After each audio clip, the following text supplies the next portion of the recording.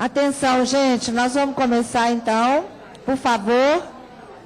Todos que estão conversando nas laterais, vamos colaborar. Eu tenho um reloginho, hein? Vou aproveitar e convidá-lo. Tem umas palestrantes para vir, que ele para de conversar, né? Ele está ali. Quem é? Alô, gente. Então, nós vamos dar sequência. Continuando o painel sobre tendências internacionais contemporâneas na produção de indicadores. Eu já convidei o professor Yves Cabane, que está aqui do meu lado, da University College London, que vai falar sobre medir a participação e a democratização das cidades. E eu quero convidar o senhor Jorge Abraão de Castro para vir à mesa, representante, diretor de Estudos e Políticas Sociais do IPEA, Instituto de Pesquisa Econômica Aplicada, para quem não conhece a sigla, que vai falar sobre indicadores de pobreza e políticas sociais no Brasil. Então, com a palavra o professor Yves Cabane, nós estamos, são 10 para meio-dia, essa sessão já estava mesmo prevista para ir até 12h30, vai ser um pouco mais. Mas nós não podemos perder a oportunidade de ouvir essas brilhantes pessoas que vieram aqui para nos brindar, né? Então, cada um deles vai ter 20 minutos, 25, 30, não. 10 para meio-dia, 10 para 1. 30 minutos para cada um, tá bom? Professor Yves Cabane com a palavra.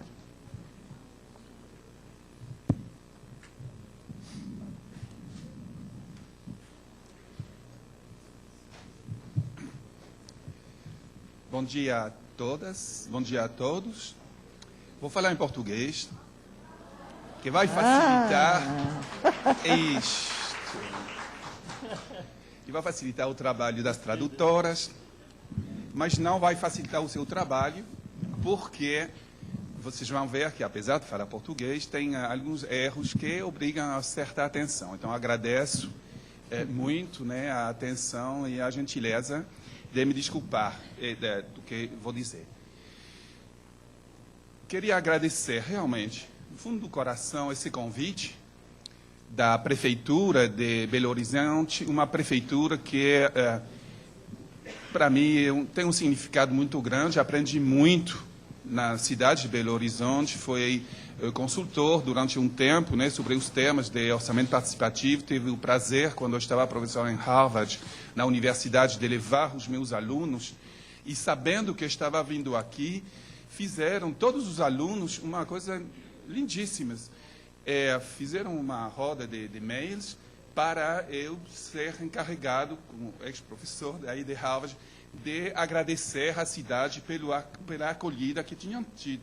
Hoje estão na Indonésia, estão em São Francisco, enfim, estão no mundo espalhado, e decidiram mandar um abraço fraterno para todos vocês. Isso gostei muito. Então, é uma cidade importante. E o outro também, agradecer à PUC por esse convite, e agradecer a grande amiga, colega, de muitos anos, sobre o tema dos indicadores urbanos, né, a Inês Narras, que sem ela, com certeza, o evento não teria a mesma cor, a mesma diversidade. Bem, o convite que foi feito para essa primeira apresentação é sobre tendências internacionais na produção de indicadores urbanos. O que eu vou tentar fazer nesses 30 minutos, nos 27 que ficam, e que foi convidado para fazer, é medir a medição da participação e da democratização das cidades. Participação e democratização, certo? Vou trabalhar a partir de alguns desafios e conceitos para chegar num argumento central, muito na tradição anglo-saxã, né, apesar de eu não ser inglês, do que a minha ideia central, a minha tese, diríamos em português, certo? Identificar tendências e experiências, vou trabalhar a partir de 3 casos, e fazer uma sugestão muito breve para futuros trabalhos e o que poderia ser o segmento. Essa apresentação é parte de uma apresentação dupla. A segunda parte será amanhã, que vai ser mais técnica. Essa é mais conceitual, mais de reflexão. alguns desafios e que hoje, se vocês estão observando a nível mundial, a participação cidadã não é sempre democrática. Pelo contrário, ela é muito reacionária. Então, medir a participação depende de qual participação estou falando. Agora que voltei para a Europa, eu me realizo que a grande participação mobilização popular é dos movimentos racistas e xenófobos. Em contra dos ciganos, por exemplo, acabo de vivenciar eu mesmo ameaçado de morte, né, por ser um ativista dos movimentos suprematistas e brancos. Essa é a participação que temos também na Europa. Então, medir a participação, sim, mas de qual estou falando? O outro elemento é que, conceitualmente e teoricamente, sobre a parte da democratização, de uma democracia centrada sobre a pessoa humana, né, que são as teorias das Nações Unidas, muito do trabalho, e foi muito bem expressado pelos meus colegas dos países árabes, né, pelo Adib e pelo Ali, estão sobre as questões da governança, muito, né, dos conceitos, e sobre os sistemas dos Objetivos de Desenvolvimento do Milênio. Tinha preparado isto e tivemos a sorte de ter as duas apresentações, uma sobre a governança, outra sobre Objetivos de Desenvolvimento do Milênio. Eu acho isso interessante, acho isso perfeitamente insuficiente para medir os avanços da democratização e de uma participação que apontaria a democratizar cidades. Para isto, vou usar o conceito de democracia a partir de um conceito muito trabalhado na rede do poder local na América Latina. Retomo os trabalhos de Alforja, de 97, que está diferenciando a democracia, que pode ser entendido em dois sentidos. Uma, como um mecanismo para deliberar os assuntos públicos e adotar decisões políticas, e outra, como uma qualidade, então, um trabalho muito mais qualitativo, e aí já vemos aparecer os indicadores, que impregna toda a vida e todo o funcionamento de uma sociedade. Então, vocês podem entender a democracia como duas coisas diversas. Uma é um regime político, no sentido estrito, com votação a cada momento, e com delegação do seu poder para os eleitos, os vereadores, o presidente, quem seja. Mas tem outro conceito de democracia que acho que estamos perdendo, que é um projeto de sociedade. E esse projeto é o que se chama de democracia no sentido amplo. Um conceito integral como um modo de convivência político-social que cruza todos os âmbitos. E aí já não estou falando das minhas eleições cada 4, 5 ou 6 anos. É outra história. Mas os dois podem ser dentro do conceito amplo de democracia. Então, Alforja coloca a democracia como projeto social e a democratização sendo um processo, certo? Como processo, são realidades inseparáveis, estão intrinsecamente unidas. Fiz essa tradução já a partir de materiais em várias línguas. Se tem erros, por favor, me ajudem e me dizem depois, tá certo? Por isso, dizemos que a democracia é, ao mesmo tempo, um processo e um fim. Um conjunto de procedimentos políticos e um projeto de sociedade, um objetivo político e uma prática metodológica e organizativa. Então, o desafio que temos hoje nos indicadores é ser capazes, ao mesmo tempo, de captar esse caminho para chegar a esse fim que ainda não está sendo definido. Então, por isso, é complexo colocar indicadores. Bem, qual vai ser o outro elemento? E fiquei muito feliz quando o Adib está falando, né, sobre a necessidade dos filósofos.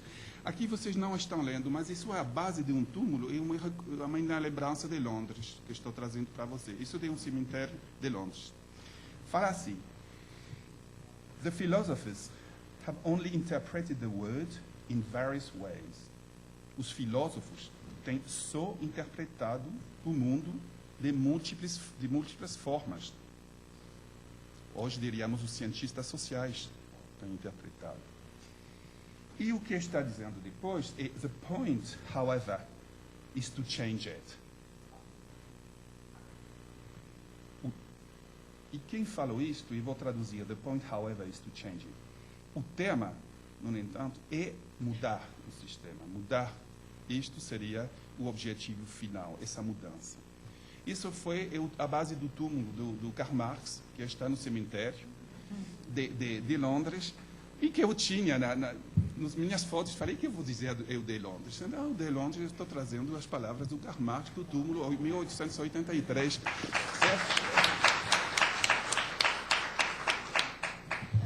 Só para lembrar um pouco da história e de onde está o túmulo e onde ele escreveu o Capital, que foi lá perto de casa. Nada menos. Bem, quando ele fala, the point, however, is to change it. O ponto, no entanto, é mudar o mundo. Não sei como foi traduzido na literatura brasileira. Bem, eu pergunto para vocês, e aí está uma medição, os nossos indicadores, as nossas variáveis. Qual é a direção dessa mudança? E como medi-la? Qual é o horizonte, o belo horizonte? Onde está? Qual é? Então, o meu argumento central, que eu gostaria que você tente destruir, que isso é a tradição francesa, da qual eu faço parte, da tradução do argumento numa visão positiva, né? Transformadora, de não aceitar as minhas ideias, mas pelo menos lutar contra essa ideia, apropriam quem quer e destruem o máximo. O meu argumento sobre o que teríamos que medir, se queremos medir participação com democratização, seria um passo em dois momentos. É passar da participação como uma prática, hoje a participação é uma prática tolerada por um município, tem orçamento participativo no Brasil, que são processos autorizados pelas prefeituras, mas é uma prática, um planejamento participativo é uma prática. Passar a participação como uma prática para uma participação como um direito universal, individual e coletivo. E não, como na teoria burguesa, que os direitos essenciais que estamos tendo são direitos individuais. Para mim, a participação ela teria que ser medida na sua dimensão individual, na sua dimensão participativa, dentro de uma concepção de direito que acho que estamos esquecendo muito. Construção de direitos. E a partir daí, seria um segundo momento dessa medição, né, dessa medição do processo, que seria passar da participação como um direito para um Estado de direito de democracia participativa. E por que falo isto? Porque considero que a democracia representativa ela foi incapaz de solucionar os seus problemas, nós está afundando, eu estou vendo os meus amigos da Europa, estão num estresse. Como bem nos dizia aqui o ministro, Pedro, lembrou bem, esse sistema nos levou a 1 bilhão de pessoas que têm fome todos os dias. E o que ele não falou e que vou acrescentando, é que tem, além desse bilhão que tem fome todos os dias, tem outro bilhão que está estruturalmente numa questão da fome. Nunca na história da humanidade passamos o bilhão de pessoas que têm fome todos os dias. Que sistema é esse? Então, esse sistema, para mim, da democracia, tal como ela está concebida hoje, é um fracasso. Se não pensamos outra democracia, vamos continuar. Aqueles que acumulam, vivem bem. O Brasil é um bom exemplo, apesar das políticas que admiram muitíssimo, de um país onde tem ainda muita gente com fome. Então, esse é o meu argumento central. O que queremos medir, que falta por medir é isto. E as contribuições que eu vou fazer agora são 3 experiências que apontam a trabalhar nessa linha. A primeira é a medição do direito à participação. Medir a construção de um Estado de direito de democracia participativa. Vou falar de outra pesquisa, um estudo internacional, par local, e algumas variáveis que eu considero chave para medir os avanços, e isso foi uma apanhada mais de uma caminhada internacional que estou tendo, realmente.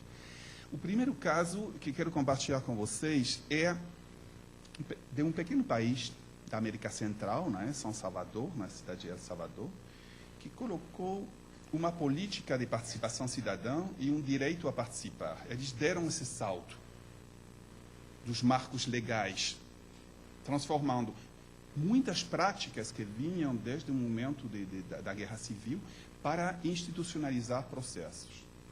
E eles fizeram isto com 3 ferramentas, né? Uma ordenança municipal sobre participação cidadã e transparência, outra que foi instaurar uma política de participação cidadã, e outra que é um regimento da ordenança, certo? 3 ferramentas legais, que estão acessíveis, mas que posso deixar aqui também. Bem, são 4 ideias aqui que eu quero compartilhar, que eu acho que nos ajudam na questão da construção de indicadores e variáveis. A primeira é quem são os sujeitos da participação cidadã, nessa perspectiva de El Salvador. E foi um aporte que eu gostaria de todo mundo aqui, que me dá muito para pensar. Primeiro, são os cidadãos, né, os moradores no município, incluindo os meninos, meninas e jovens, nos âmbitos que incidem diretamente no desenvolvimento das suas vidas. O segundo sujeito da participação são as entidades. Então, já vamos apontar o tema do coletivo. Já não é uma participação clássica, né, o indivíduo que vota, o que participa. Não, é a participação da entidade. Que não se contrapõe, é outro sujeito, como um sujeito diferenciado. E o terceiro, interessantíssimo também, o governo municipal e as suas dependências, que também é o sujeito. Então, isso vai trazer uma consequência muito importante, que se queremos medir os avanços da participação, temos que medir os avanços nos 3 campos, e não só num.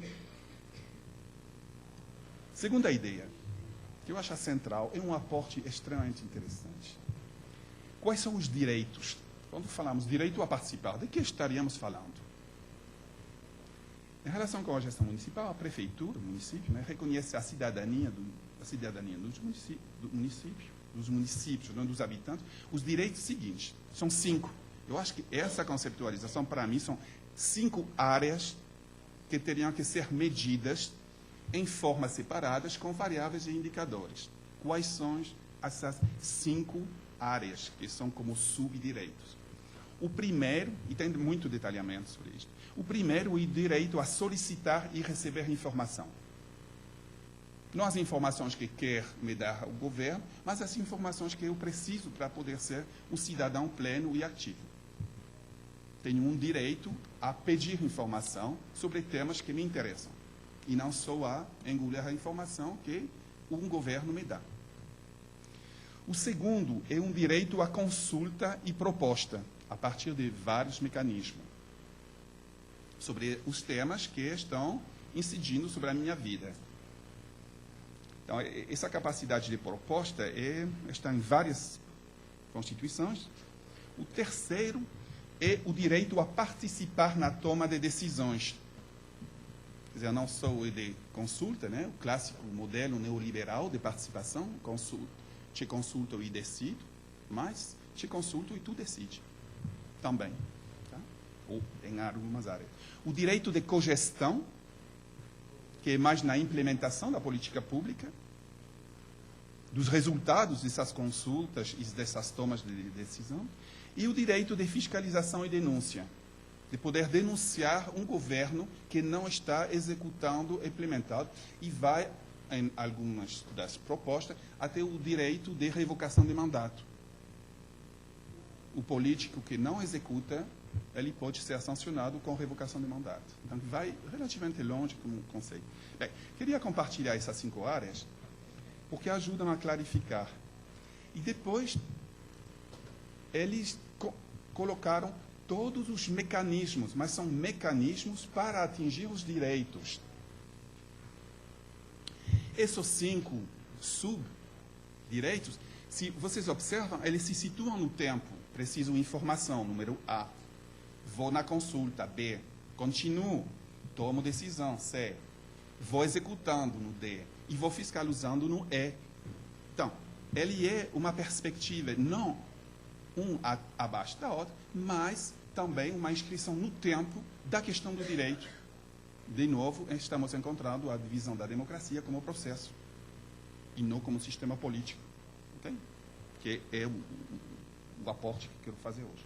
Bem, e depois se clarifica muito, para mim foi uma clareada tremenda, que é que vocês vão ter, em função dos lugares, das tradições políticas, da cultura do local, do acúmulo, das lutas, vocês vão ver uma série de mecanismos, mas não estamos confundindo a área do direito com um simples mecanismo. Esses mecanismos podem ser Sistema Municipal de Informação, estão vendo? Estão relacionados com o subdireito A, certo?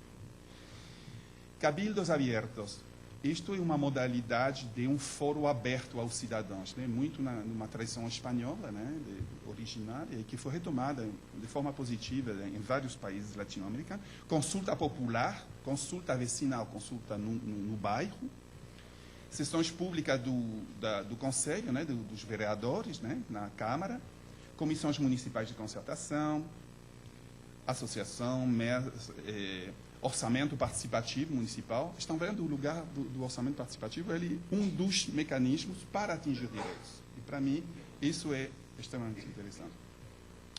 E depois tem outra área que eu acho fundamental se queremos falar de medição da democracia e pensar em sistemas de indicadores, seriam os princípios éticos para a democracia. Quer dizer, são as fundações dessa democracia, que estamos esquecendo, sendo muito instrumentalista, medindo eficácia, eficiência, etc., e esquecendo que o que teria que ser o nosso horizonte são valores éticos. E não mais do que isto. A minha visão do mundo, o que quero legalidade, quero equidade, quero fraternidade. Quais são os princípios que me levam? E esse, eu acho que faz parte também, questão dentro desse sistema de direito de São Salvador, que teriam que ser parte dessa medição. As lições para mim do El Salvador são 4, que proponho aqui. Um é adotar os 5 subdireitos como áreas de monitoramento da participação e da democratização. Desenhar indicadores para poder acompanhar os valores éticos. Medir a qualidade das conexões e relações entre as várias práticas de participação, os mecanismos, para apreciar a qualidade do sistema de participação. O que eu estou observando é, várias cidades têm um bom trabalho de indicadores sobre orçamento participativo. E ao lado estão outras práticas, outros mecanismos que não estão sendo trabalhados. Eu acho que a resiliência do sistema, a sua capacidade de se inscrever no tempo, apesar dos golpes externos, vai ser se o sistema de participação é forte. O sistema de participação, ele tem que medir não a qualidade de um OP, mas a qualidade das conexões do OP com o planejamento. Ok? Essas conexões. Porque se as conexões são boas, o sistema será bom. Mas um OP, eu vejo OPs desaparecendo, é uma área de especialização minha, desaparecendo muito. Por quê? Porque não han sido capazes de dialogar com outras áreas de participação. Então, essa medição das conexões, ela, do meu ver, é importante. Passaram 17 minutos. Avaliar a participação a partir dos 3 sujetos mencionados. E não só de um. Porque muitas vezes a participação se mede sobre a participação cidadã, baixou a participação cidadã, tem uma fatiga em Porto Alegre. Essas histórias que estão... Mas quem está dizendo, não, mas a participação também baixou muito no governo local, por razões que podem ser muito objetivas.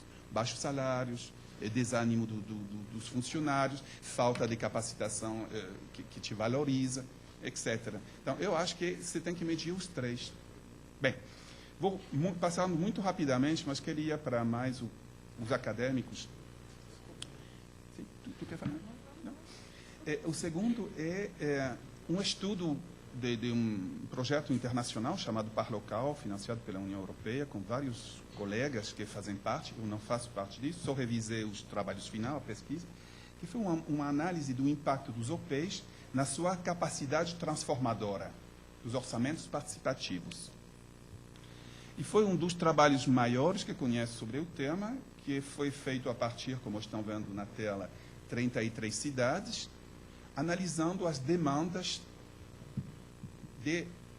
analisando 3.774 demandas propostas cidadãs. Então é importante, porque se estamos dizendo é um fim e um processo, temos que ser respeituosos das demandas populares. Então, eles tentaram, nesse trabalho, ver o que quer o povo nos OPs. Sobre uma massa nunca trabalhada, que eu saiba, de tanta demanda analisada. O sistema de variáveis de indicadores, um trabalho grande que foi feito. Foi 3, e vou insistir sobre a terceira, só para contribuir aqui. Isso foi feito pela UPO, na Universidade Paulo Olavide, de Sevilla, na Andaluzia espanhola, e por Vicente Barragán e a equipe dele. Foram aumento da qualidade de vida, muito na linha dos IQVUs, muito bem nessa linha. Capacidade de influência, alteração de prioridade e impactos sociais e econômicos, a inversão das prioridades. E a terceira área foi mais mudança e avanços na cultura política, como variável, e trabalhando ampliação e aprofundamento da democracia a nível local, com conteúdo político além da política local. Quem quer a transformação famosa, né, mudar ou não, ou é simplesmente as necessidades básicas insatisfeitas. E aí estamos numa participação que melhora a qualidade de vida, ou está com uma capacidade transformadora ou não. E apontando para a igualdade de gênero. A transformação não será sem uma transformação profunda das nossas relações perfeitamente assimétricas entre homens e mulheres em todos os âmbitos da vida, incluindo a vida política. Bem, o resultado não foi muito alentador. Podem ler a pesquisa, não tenho tempo de ampliar muito, mas o essencial dos pedidos em 3 países, em 33 cidades e mais de quase 4.000 demandas, muito poucas vão além das 2 primeiras. Então, nós temos que interrogar de que estamos falando. Isso, todo mundo sabe que quem trabalha nos OPEJ é a ponta avançada, provavelmente, de práticas de democracia, né? Então, dá para pensar. Gostaria de fechar aqui com mais uma contribuição minha, a partir de trabalhos com muitas redes, muitos colegas, redes das quais pertenço. Quais seriam as variáveis-chaves, não estou falando de indicadores, mas as variáveis-chaves para medir os avanços da participação e da democratização da cidade? E vou propor para vocês 6 ideias aqui. E muitas delas vocês vão dizer, mas já tenho essa ideia aqui. Que é ótimo, né? Bem, não é nada, muitas vezes, novo. A primeira, para mim, é a deliberação. O valor deliberativo. Quer dizer, se retomam os princípios da democracia, dos pais da democracia, né? Tinha originalmente a voz e o voto. Estamos sempre dizendo, né? A voz e o voto. E um dos viés da democracia representativa é que elas não roubou a voz. Elas deixou o voto só.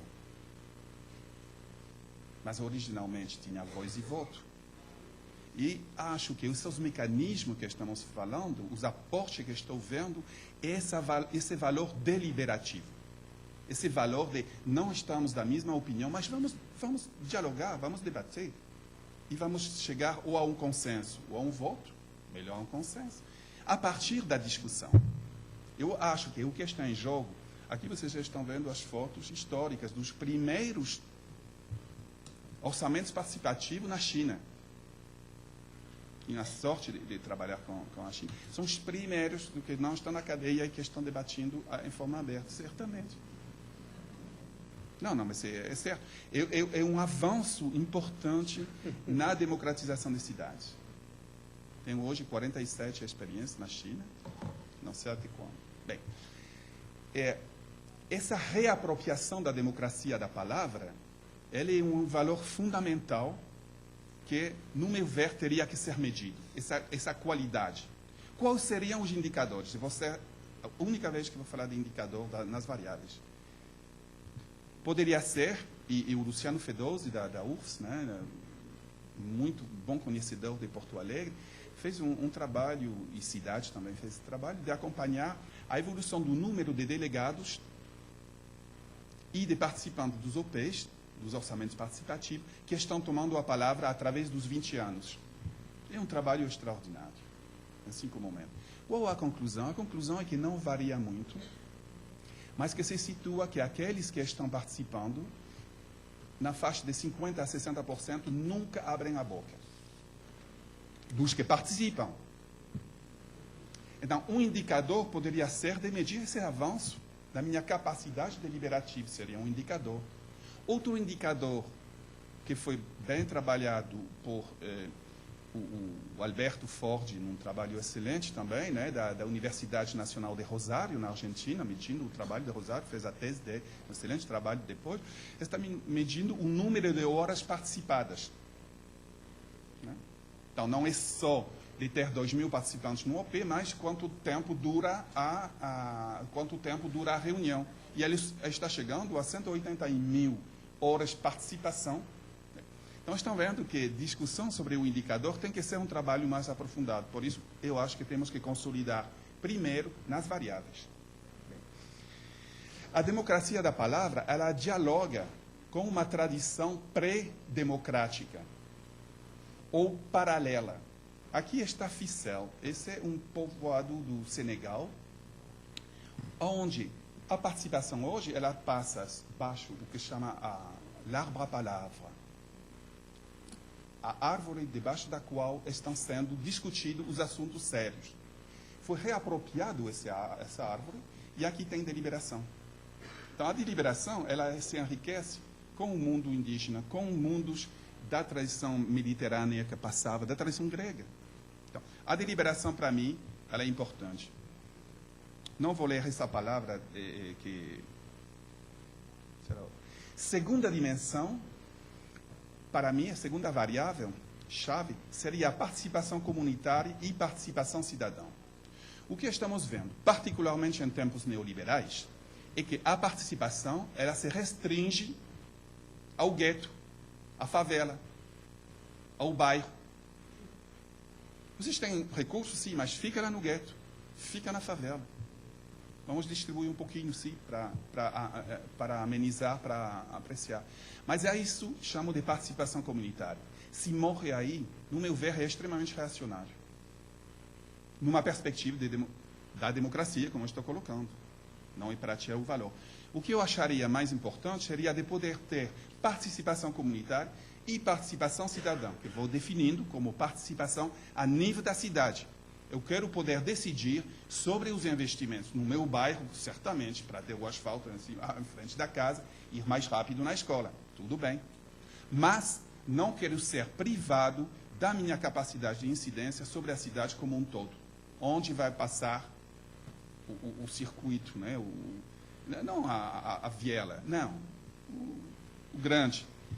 Então, medir esse jogo, participação cidadã, participação comunitária, no meu ver, seria um avanço extremamente interessante numa perspectiva mais ampla de democracia, da polis, né? De poder ter uma res pública, uma questão pública de incidência. E isto seria, para mim, participação cidadã, seria o cidadão, a construção do cidadão frente ao indivíduo. E aí, se vou ler uma frase de Tocqueville, recordando o que ele dizia. Quem é o inimigo número 1 do cidadão? Que tem muito a ver com o que ele está dizendo. É o indivíduo, é o inimigo número 1 do cidadão. O cidadão é uma pessoa inclinada a procurar o seu próprio bem-estar, estar bem, né? Através do bem-estar da cidade. E oposto a isto, o indivíduo tende à passividade, ao escepticismo, à desconfiança para o bem comum, a causa comum. A sociedade boa e a sociedade justa. Então, estou recolocando essas frases do Tocqueville, porque, no meu ver, dialoga com essa questão da participação cidadã oposta ao individualismo de quem vota a cada 5 anos, ou a uma participação limitada ao comunitário. Terceiro, seria a medição desse conceito de ágora, conceito grego, que nem o privado nem o público, e essa esfera pública não governamental. A capacidade de mecanismo de participação frente a uma privatização que transforma feiras em malls, em centros comerciais não abertos para todos, que vai fragmentando a cidade. Essa foto tomada em Caxias do Sul, na reabilitação do Parque Central, demonstra que aí estamos não só reabrindo o espaço público, a cidade como um todo, mas também lugares possíveis de confrontação e de deliberação entre pessoas diferentes. trabalha numa linha da diversidade. Esse é um exemplo de como se reabrem águas um ano depois no Chile. Um ano depois. Então, tem um mecanismo hoje. Temos um acúmulo de experiência. Mas temos que ter a clareza de saber medir aquilo. Esse é outro exemplo de planejamento numa cidade onde um ponto de água está servindo 50 mil pessoas. 50 mil pessoas estão tendo água aqui. No momento que isto virou com cimento, transformou totalmente esse bairro. Tive sorte de estar nos Camarões e, francamente, isso chamo também dos seus espaços onde tem possibilidade da diversidade de idade, de cultura, de etnias poder se encontrar. O quarto, e vou quase encerrando agora, é a medição da devolução do poder. A devolução do poder para aqueles que participam, no sentido político da democracia participativa, e já me aproximando a essa noção, né, de um Estado de direito de democracia participativa, o que eu estou colocando é realmente medir esses passos. Se tem uma devolução do poder, se, em particular, os processos são, no Brasil, se chamam de deliberativos, mas em outros países não se chamam deliberativos. Se chamam vinculantes, binding, que é a decisão na Assembleia e uma decisão soberana. É aqui que se toma a decisão. A decisão ela é dentro, como nos OPs do Brasil, em muitos lugares. São processos decisórios. Essa capacidade de medir isto, para mim, é um verdadeiro avanço na perspectiva do Estado de Direito. O quinto é passar de uma participação instituída, no qual o povo tem que respeitar as regras do jogo do poder municipal, do poder, a uma capacidade instituinte, fazendo um paralelo com a constituinte do Brasil de uma época, né, do fim da ditadura. Essa capacidade instituinte, essa participação instituinte e não instituída, por exemplo, ela se manifesta nos autorregimentos, nos regimentos internos, no qual os delegados e os conselheiros dos OPs estão decidindo das regras do jogo.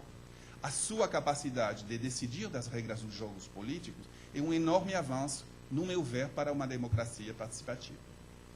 Tem outros mecanismos que poderia ampliar, se tem perguntas, que a Constituição de Buenos Aires é um excelente exemplo de projetos de lei de iniciativa popular que existem aqui, referendum vinculante, né, referendum que vai dar a solução. E último, essa foto foi tomada em Juiz de Fora, e que era a prestação de contas. Nas teorias políticas sobre a democracia, considera-se que quando o poderoso, eleito ou não eleito, chega ao povo para fazer a prestação de contas, é um momento qualificado de soberania popular, no qual eu posso dar a minha opinião, é a volta do momento. Não sou eu quem tenho que ser o bom sujeito, mas é soberania popular. E medir essa prestação de contas, né, em inglês accountability, a transparência, acho que também procede como variável que poderia ser considerada. Outro exemplo foi do México, né, que é a Iztapalapa, 2 milhões de habitantes, um dos distritos, que foi um imenso esforço de uma jovem prefeita de fazer uma prestação de contas com 45 mil pessoas frente ao público. Ela colocou o seu mandato dessa forma. Então, são formas que são muito interessantes de construção. E sugiro duas coisas para terminar. Aprofundar a discussão sobre as variáveis e os indicadores para medir a participação e a democratização de processos e programas. Eu acho que tem um déficit, que merece um trabalho mais profundo. E, a partir daí, seria desenhar e experimentar um sistema de indicadores sobre o tema da participação e da democracia.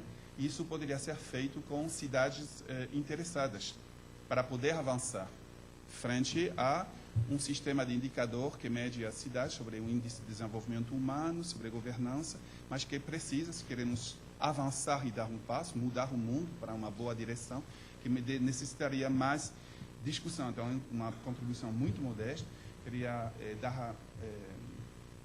dizer obrigado a todos vocês e estou disposto a perguntas durante esses 2 dias. Obrigado.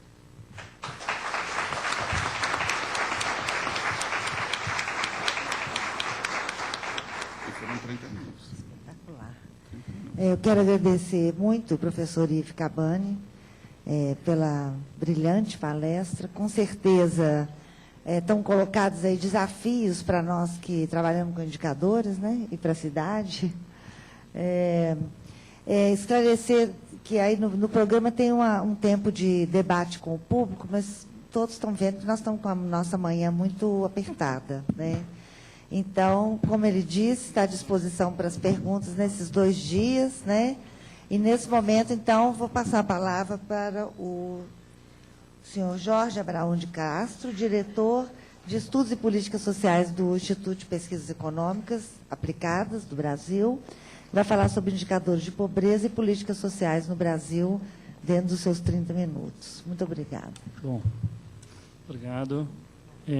Bom dia a todos e todas. Queria agradecer o convite da Prefeitura e da PUC Minas para o IPEA estar aqui presente. O que eu vou fazer está um pouco conectado à ideia do seminário. Antes eu queria fazer só parte do que eu vou fazer aqui, é um resumo do que o IPEA faz. Então, quem quiser hoje acompanhar a questão social brasileira, o IPEA tem duas formas de acompanhar. Uma é pelas políticas. Então, se quem quiser entrar no site do IPEA vai poder ter acesso a um documento que acompanha as políticas sociais brasileiras. Esse documento já tem 10 anos, nós estamos no número 19, e chama Políticas Sociais de Acompanhamento e Análise. Anexo a esse documento, tem um anexo estatístico com mais de 200 indicadores sobre a situação social brasileira. Tá? No campo da discussão mesmo do sistema social, do problema social, nós produzimos um outro documento chamado Situação Social Brasileira. Nós já estamos indo para o 3º livro, né, que trata da discussão, principalmente dos principais indicadores sociais, né, tratados anualmente. Fazemos todo trimestre um boletim de mercado de trabalho, também está no site, e construímos, dependendo do recorte, por exemplo, vamos lançar agora um documento chamado Retratos da Desigualdade de Gênero e Raça. Né? Já está, esse é o número 4, acho que é o número 3 ou 4, né? Que é o pessoal que acompanha. Fora isso, para cada assunto do tipo, eu organizei um livro sobre políticas sociais e situação da juventude, que também está no site. Quem tiver interesse pode entrar lá. Além de tudo, tem um sistema de monitoramento da juventude que nós mantemos. Temos também na área do envelhecimento, né, acabamos de lançar um livro sobre envelhecimento, ou seja, temos um conjunto de informações que tenta abarcar as questões sociais, olhando tanto as políticas e seus processos, quanto a questão dos indicadores, entendendo que a questão social ela é multidimensional e é assim que ela deve ser vista. Mas eu fui convidado aqui para falar um pouquinho de políticas sociais e um pouquinho de pobreza. Então, eu vou juntar tudo isso de uma forma muito rápida. Né? Primeiro, cabe um alerta, né? Tem um pouco de descrição, mas também tem um pouco de análise. Eu não consigo fazer só apenas, vou mostrar os indicadores. Vou fazer um pouco de análise e ver o que aconteceu no Brasil ultimamente. Eu acho que isso é importante. Primeiro, o Brasil é um caso de um sucesso, principalmente no período atual, combinado de políticas sociais e econômicas que, ao se combinarem, permitiu um avanço que os indicadores que eu vou mostrar à frente, tanto na queda da desigualdade, quanto na queda da pobreza. E isso se deve a um conjunto, uma conjuminação de fatores. Não é só o social, é também avanços muito fortes no mercado de trabalho, principalmente movido aos avanços e a recuperação do valor do salário mínimo. Mas é também a virtuosidade do país em institucionalizar um conjunto de políticas sociais. Até certo ponto, copiando um pouco aquilo que foi feito na Europa, principalmente nos países mais avançados.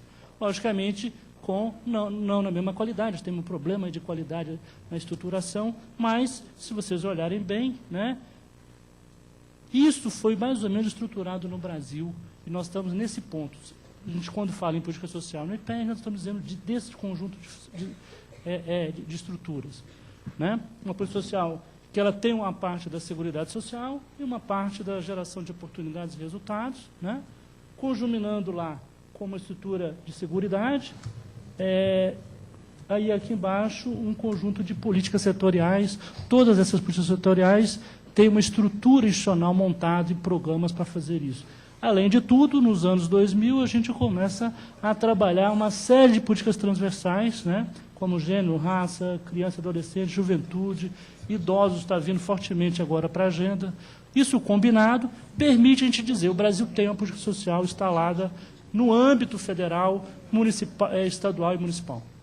Alguns mais, outros menos. Tem municípios que não fazem tudo isso, mas a intervenção federal e estadual, ela tende a cumprir brechas, às vezes, que não estão sendo conduzidas por municípios. Tá?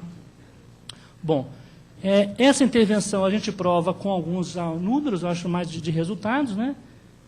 Aqui está, de novo, as políticas setoriais, os programas e alguns resultados. Por exemplo, para quem não conhece, o sistema previdenciário brasileiro produz 30 milhões de benefícios sociais mês.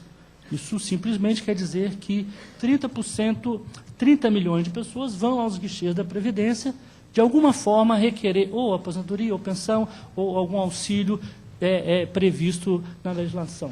Tá? A saúde, temos um sistema único de saúde, né? Tem lá os números que eu não vou ficar citando aqui. O Bolsa Família hoje distribui 12,5 milhões de benefícios às famílias. O benefício de prestação continuada, que é o benefício muito importante, mais cerca de 3,3 milhões de benefícios. O seguro-desemprego, a intermediação, a educação e o desenvolvimento agrário. Ou seja, aí só para ter um mapa muito rápido, né, que permite, e às vezes as pessoas falam de política social, elas não têm dimensão, às vezes elas imaginam que a política social brasileira é só o Bolsa Família. E esse é um grande equívoco, entendeu? A política social brasileira é muito mais complexa, é muito mais robusta, entendeu? E vai para além do Bolsa Família, apesar do Bolsa Família ser central dentro daquilo que é o combate à pobreza, certo? Mas ela é muito mais robusta. Por exemplo, a Previdência Rural hoje ela tem um papel fundamental no combate à pobreza. São 7 milhões de benefícios mês do salário mínimo, que basicamente tira todos os idosos do campo da pobreza. Né? Aqui está um mapa mais ou menos da proteção social, para as pessoas que também tem gente fora que não conhece. Essa é a proteção social brasileira. Vocês vão verificar que nós temos ainda grandes desafios, porque tem um pedaço da sociedade brasileira que não está coberta pelo sistema de proteção. Tá? Nós temos uma cobertura, avançamos, mas cerca de 33% ainda do povo brasileiro não está acessando a um benefício previdenciário, principalmente quem está no mercado de trabalho não tem carteira assinada e vai por aí. Mas o conjunto da obra hoje é bastante interessante para vocês verem que mais ou menos, né, o que nós fazemos nessa área. Tá? Isso aí é rapidamente, também não vou perder muito tempo com isso.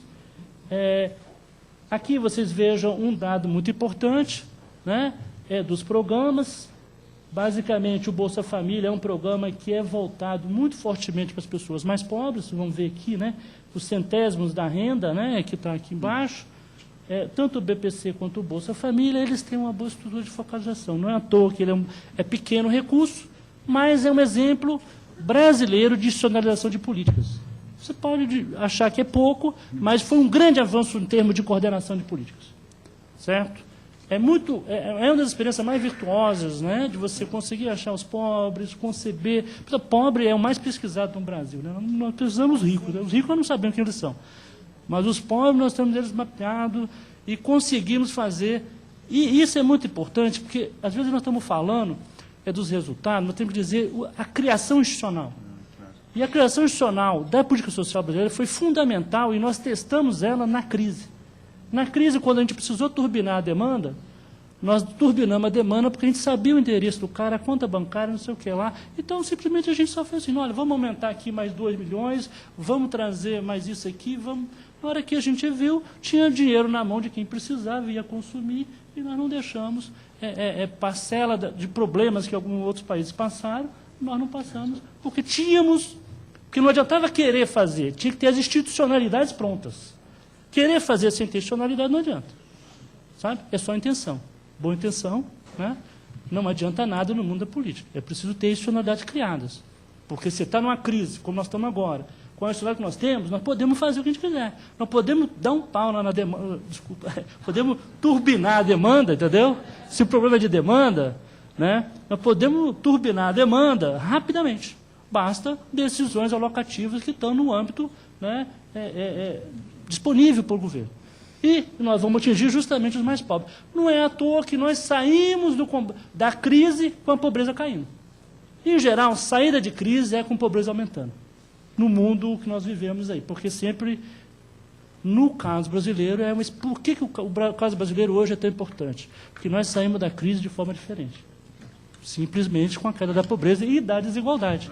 No meio de uma crise estupenda. Certo?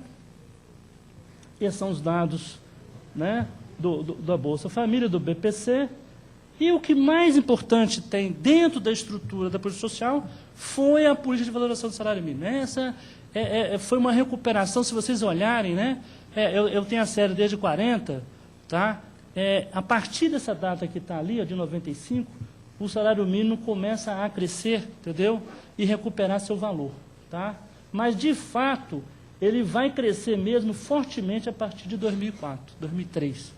E aí ele recupera fortemente o seu valor, impulsionando todos os gastos sociais e o mercado de trabalho. E não vai gerar tudo aquilo que o mainstream dizia que ia gerar: desemprego, né, desemprego de jovens, e uma série de fatores, aumento da informalidade. Eu estive na Costa Rica agora justamente discutindo o salário mínimo, falando: olha, o Brasil aumentou o salário mínimo e nada disso perturbou o avanço que a gente estava fazendo. Certo? Tínhamos espaço, logicamente, que a política do salário mínimo ela precisa ter sempre um período, ela não pode ser para sempre, porque há limites, né? Mas o Brasil, sobre isso, é política social, viu, gente? A política de valorização do salário mínimo ela é central para a recuperação tanto do benefício da política social quanto do mercado de trabalho. E é um elemento importante para combater pobreza e desigualdade. Tá? Tanto é que aqui eu fiz um circuito de influência do salário mínimo. As pessoas falam muito do salário mínimo, mas às vezes elas não sabem o que está envolvido no salário mínimo. Tá? O circuito de influência do salário mínimo é esse aqui. Ó. Diretamente, benefícios de salário mínimo dentro da política social são cerca de quase 14 milhões. Se a gente pegar as famílias envolvidas, isso vai dar cerca de 20% da população, ou cerca de quase 40 milhões de pessoas. Uma tomada de decisão no governo central de valorizar o salário mínimo mexe na vida de 40 milhões de pessoas. Então, veja bem, né, 40 milhões de pessoas do sistema da política social. Mas se a gente incluir o que acontece no mercado de trabalho, que são 9,5 milhões de pessoas de salário mínimo, mais o seu conjunto, que vai dar mesmo em torno de 34 milhões de pessoas, no conjunto, qualquer mudança no salário mínimo influi em cerca de 23 milhões de pessoas, entendeu? Cerca de 73 milhões de pessoas diretas e indiretamente, ou mais ou menos 38% da população brasileira. Então, vejam bem, a política do salário mínimo que foi decidida agora e que vai entrar em pauta em janeiro, vai mudar de forma até favorável um conjunto da população brasileira que está ali no terceiro decil, sabe? Por isso que ela não gera desigualdade, porque ela está aqui no campo mais de baixo, entendeu? De mais ou menos 40% da população brasileira. Isso é potente o suficiente para mexer com muita coisa, tá certo? Bom, mas tudo isso custa uma graninha, né? Ou seja, a gente, né, não faz tudo isso à toa. E os números mostram claramente o seguinte: a política social brasileira hoje envolve quase 1/4 do PIB brasileiro. Ou seja, o mesmo que acontece na Europa. Por sinal, na Europa até muito mais do que isso. E os países estão se salvando porque tem esse negócio. Porque se não tivesse, a coisa estava muito pior. Isso não resolve o problema do sistema, resolve o problema do sistema, né? Em alguns casos, né, de países que estão em péssima situação. Imagina a Espanha, seu sistema de proteção social já estaria sucumbido, entendeu? Com todos os seus problemas. É o sistema que ainda permite uma certa... no caso brasileiro, 22% do PIB, isso aqui é 2005, a gente está calculando agora, isso já está no 23% do PIB. A gente articula o seguinte: mais ou menos 1/4 da economia brasileira passa por essa decisão institucionalizada. Ou seja, você meio que desmercadorizou uma parte da economia brasileira porque passa a ser decisões institucionais. Isso é uma outra economia, que se você vislumbra em termos de possibilidades sociais, econômicas e de poder. Por isso que, né, é muito importante entender isso, né, e ver as virtuosidades e os limites também desse conjunto. Tá? Aí, tudo isso, né, a gente chega nos indicadores. O que resulta isso? Eu fiz uma seleção que acho que ninguém vai ver direito. Né? Mas vai estar disponível, porque tem um texto meu sobre isso, e depois isso vai estar disponível para vocês. Basicamente é o seguinte, olha, porque não dá para chegar no indicador se a gente não contar o que foi feito, porque senão fica esquisito. Então, olha, tudo isso foi feito, tudo isso resultou em quê? Numa variação, eu coloquei indicadores dos anos 90 até 2009. E, em geral, o que nós vamos ver é um deslocamento positivo em termos sociais brasileiros em quase todos os indicadores. De mortalidade infantil, apesar dos pesares. Ou seja, nós carregamos um passado muito duro, né? Nós carregamos um déficit social muito grande do passado. Analfabetismo, mortalidade infantil, períodos de alto crescimento onde não se fez nada pelo social. Né? Nos anos 60, nós tivemos períodos que a gente crescia mais que a China, com mortalidade infantil e analfabetismo de, sei lá, analfabetismo, 30% do país era analfabeto, e você não fez nada, você não fez escola, você não fez nada. Entendeu? Você fez as universidadezinhas que o sistema precisava, mas colocar o povo na escola, ou fazer o hospital, não sei o que lá, isso não foi feito, apesar do crescimento. Logicamente que uma geração com a outra, você carrega tudo isso para resolver hoje. Então, os indicadores, apesar das melhorias, são indicadores muito ruins. Não dá para celebrar, né, mortalidade infantil de 19 por mil, né, no Brasil, uma vez que o país, num porte econômico melhor que o nosso, está em situação melhor. Tá? Apesar do... Eu vou falar, tá, sobre os ODMs, aí eu vou contar cada caso, mortalidade infantil, materna, todos esses indicadores eu vou trabalhar um pouco à tarde e mostrar para vocês que há um avanço, né? Mas ainda são indicadores não tão razoáveis. Tá? Bom, vou falar agora um pouco de pobreza. Tá? Então, na realidade é o seguinte, entenda a minha leitura de pobreza dentro desse contexto multidimensional, amplo, certo? E cujo governo decide combater a pobreza. Tá? Decide combater a pobreza e estabelece uma linha de pobreza. Né? E é uma linha de pobreza no caso monetário. Tá? Tá. Bom, o que acontece no Brasil, então, para chegar à pobreza? A renda domiciliar brasileira, de 95 para cá, faz esse movimento. Vocês vão ver que até 2003 a renda domiciliar brasileira estava caindo. Certo? O período, né, o neoliberalismo foi duro no Brasil. Nós perdemos uma década, né, sem contar os anos 80. E depois a gente dá uma recuperada na renda. Não é à toa que nós estamos vivendo um momento diferente agora, porque a renda volta a subir cerca de quase 5% ao ano. Por outro lado, a pobreza extrema, ela vai refletir diretamente esse conjunto. Essa pobreza extrema aqui é a linha de 70, que já é a linha atual, entendeu? Vocês vão verificar que ela vinha caindo, ela caiu apenas em 95 até 2003, 0 pontos percentuais. E ela cai de 2002 para cá, 2003 para cá, quase 6%.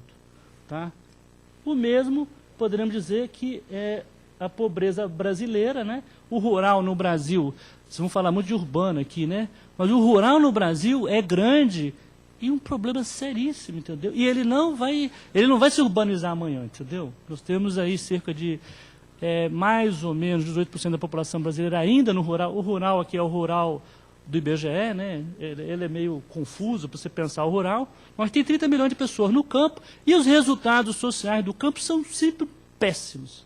Acesso a serviço, ou seja, o desafio forte não é só o urbano, no caso brasileiro, é como enfrentar esse rural. Não dá para transformar o rural em urbano, entendeu? E nem é desejável, certo? Tá? Até porque a pobreza no rural é maior. A desigualdade, outro fator importante no Brasil, que a renda está subindo, a pobreza está caindo e a desigualdade está caindo.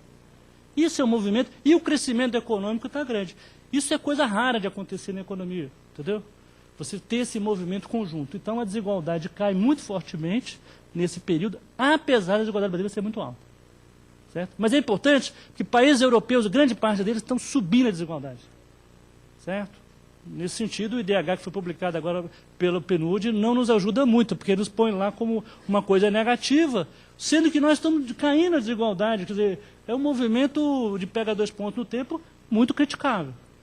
Vamos ver o que está acontecendo na Europa, onde a desigualdade está ampliando. Certo? Aqui temos o crescimento da renda. Ó. Por que a desigualdade está caindo? Porque os 20% mais pobres tiveram um incremento da renda bem melhor do que os 20% mais ricos. Na realidade, é o seguinte, o Brasil fez qual é o milagre? Usou o crescimento a favor da distribuição, mas não mexeu no patrimônio nem nas estruturas anteriores. Ou seja, você só está olhando para o seguinte, nós vamos redistribuir para frente. É isso que está acontecendo no Brasil, ou seja, a redistribuição dos fluxos e não dos estoques. Certo? Né? Por isso, para avançar mais rapidamente na queda da desigualdade, você teria que mexer nos estoques. Só que aí envolve outro jogo político mais poderoso, por exemplo, mexer na tributação, tributar o patrimônio, esse tipo de coisa tão necessária, mas que a gente não avança. A gente está falando isso há muito tempo, mas não avança. Tá? Estou terminando. Ainda é desigual, ainda cerca 5% mais ricos tem 20 vezes mais o que 50% mais pobres têm. Ou seja, a desigualdade no Brasil ainda é muito alta. Tá? Mas é uma década que pode ser expressa nesse gráfico aí. Ó. A renda sobe 25%, a desigualdade cai 9%. Eu acho que isso expressa rapidamente. A evolução da pobreza extrema no Brasil é essas duas pirâmides aí, que é uma pirâmide, né?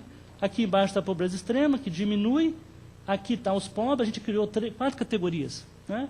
Extremamente pobres, pobres, vulneráveis e não pobres. O que sobe são os não pobres, é que cresce aí cerca de 30 milhões de pessoas. Esse é um conjunto da população que ganha em torno de 2 mil reais em termos de renda domiciliar. Tá? Isso alguns chamam de classe média, eu acho isso um horror, essa ideia. É, na realidade, uma melhoria da renda de um conjunto expressivo da população, e isso é importante, porque isso também foi muito importante para... Isso é um ganho que tem a ver com políticas sociais e crescimento do mercado de trabalho. Tá? Quando eu vou ver a pobreza no Brasil, aí a linha de 70, tá? Estou correndo aqui para ver se eu fecho rapidinho. O que eu tenho? Analisando 2 pontos no tempo, que a pobreza no Brasil ainda é fortemente rural, está caindo, mas ainda é fortemente rural, e muito localizada em algumas regiões, principalmente na região Nordeste, apesar que a queda na região Nordeste foi mais rápida do que no resto do país. Tá? Aspectos demográficos também importantes da pobreza, que eu acho que é importante. Primeiro, moradores por domicílio. Uma coisa importante é mostrar que, e há um preconceito muito grande no Brasil, achando que o Bolsa Família ia aumentar a quantidade de filhos por mulher, né? E, na realidade, os domicílios dos mais pobres estão diminuindo de tamanho. E o número de filhos... Ou seja, não há nenhum incentivo em ganhar o Bolsa Família para crescer a estrutura familiar. Isso é puramente preconceito, né, ideológico, tá certo? Que os númerozinhos bobinhos desses... Por isso que é importante os indicadores, tá certo?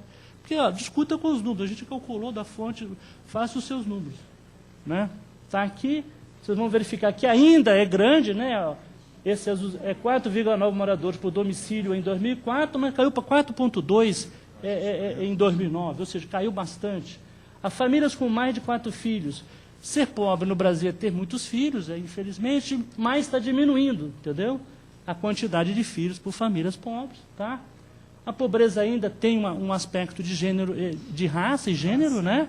Ou seja, pretos, pardos e indígenas são 75% dos pobres, ou seja, né?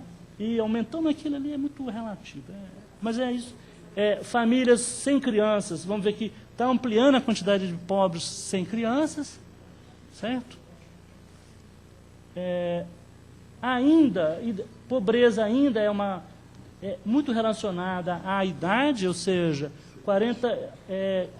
45% das crianças de 0 a 14 anos, né, são pobres.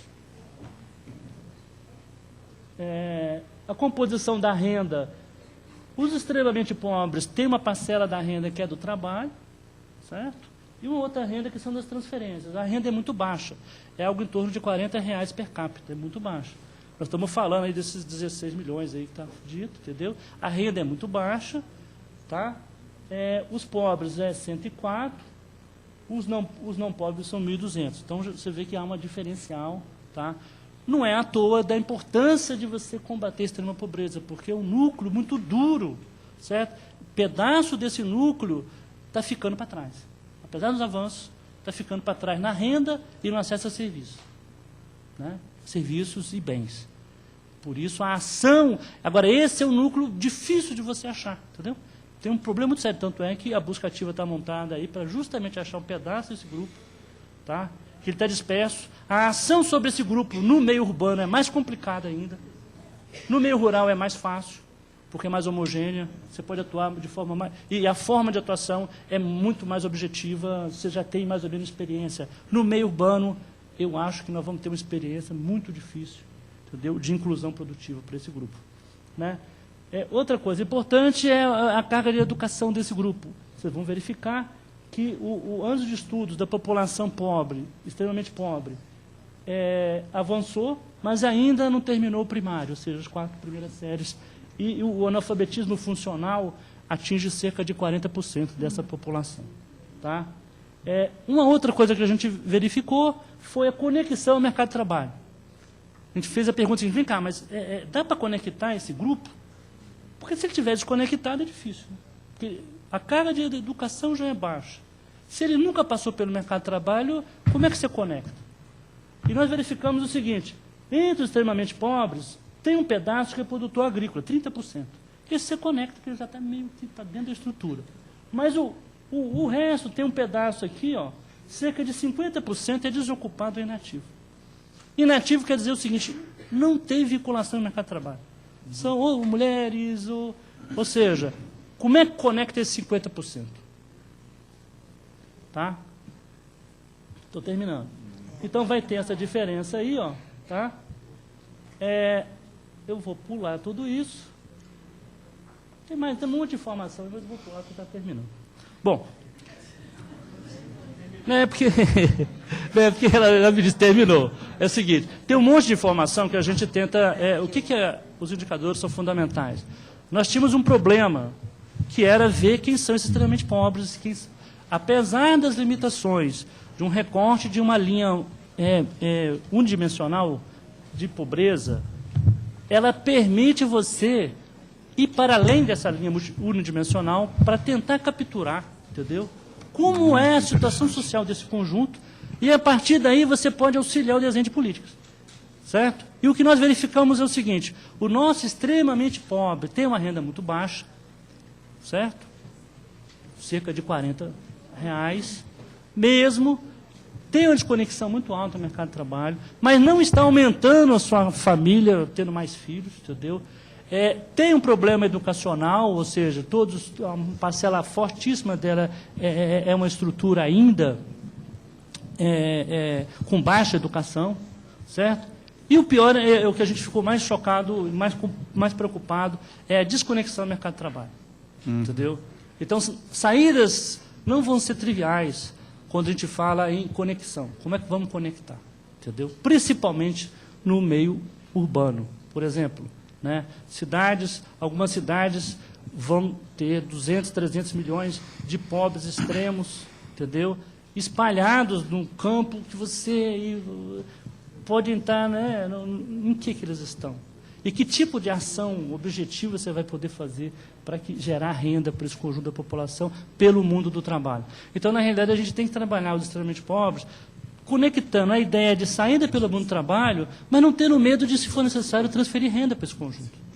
Certo? Porque são mulheres com crianças, são um conjunto da população muito precário que nós não temos que ter preconceito em usar. Primeiro, um país rico desse não tem, a sociedade brasileira não precisa ter medo, né, de transferir renda para a sua população que está em extrema necessidade, entendeu? Não vamos cair só nesse discurso a saída pelo trabalho. A gente fez uma pergunta, todo mundo quer sair pelo trabalho, entendeu? Entre os extremamente pobres. A questão é que o trabalho não chega às pessoas, certo? E quando chega a trabalhos que não conectam. Certo? Bom, era isso, obrigado.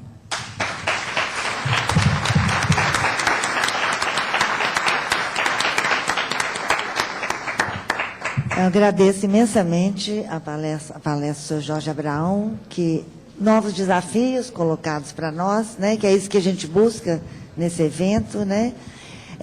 Nessa parte da manhã não vai ser possível abrir a palavra, né, mas eu espero que à tarde a gente retome a nossa dinâmica. Então, nós aguardamos todo mundo de volta aqui daqui a 60 minutos, às 14 horas. Muito obrigada. Muito bem. Muito bom.